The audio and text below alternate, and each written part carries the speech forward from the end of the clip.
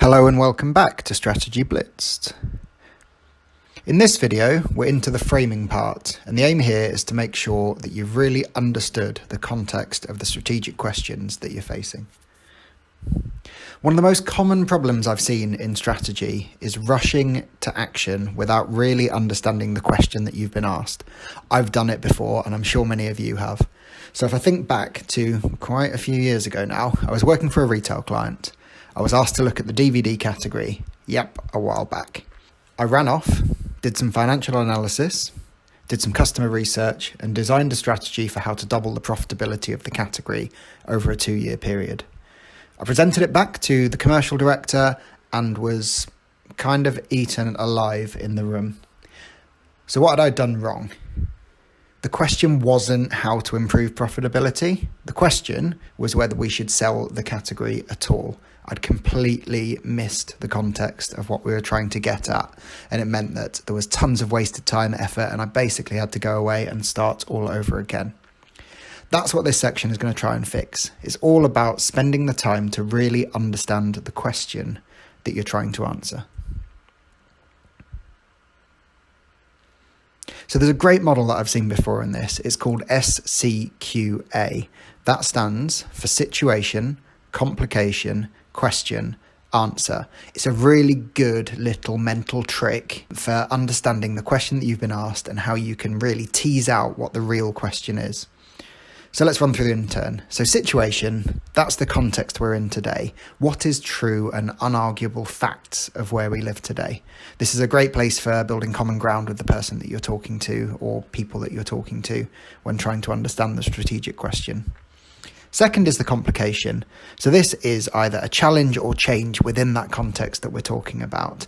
It's pretty unlikely that you're going to be attacking a strategic question unless there's a challenge or opportunity that's emerged. The complication is where this lies. Next is the question. Once you've got a complication, there's inevitably a question that you're being asked that needs answering. And then finally, because we're being hypothesis-led, the answer is your initial hypothesis of what you think the answer could be that you can go away and test, but more on this later. So what I wanted to do through all of this course is use a made-up example to try and bring it to life a bit. So we're going to go with the potential international expansion of a frozen food manufacturer and retailer.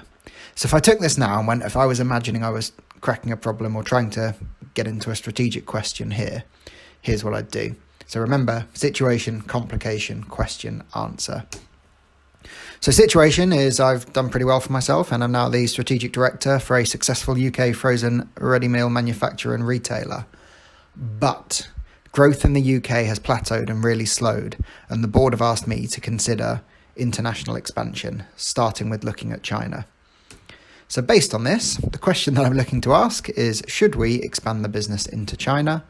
And my initial thought is, China's pretty big and growing, could be a potentially attractive place to go. So let's hypothesize that we should expand the business into China. So what this has done straight away is it's given me a really clear framework where I could go back to the board and say, here's what I think the question is.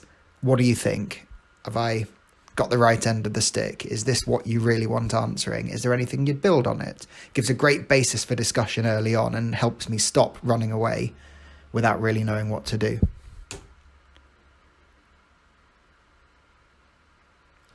So really that's it. It's quite a simple technique to make sure you're answering the right question. If you think all the way back to DVDs, imagine how I could have saved myself all of the time and heartache by understanding that context in advance. You know, DVDs and films have never been the most profitable thing in the world. It's the studios that make the money around them. But what had happened, so that's the situation, but what had happened was the arrival of online video, and this is iTunes, this is before the Netflix days, that had given profitability in retail a complete hammering. If I'd known that, if I'd taken the time to have the conversation, I could have known that the question was about should we, shouldn't we, not just how do you improve it. And I could have had a much better go at approaching this as a strategic question. So join me next time for a bit more on framing the question, and then soon enough we'll get to the place where it's your turn to have a go. Thanks.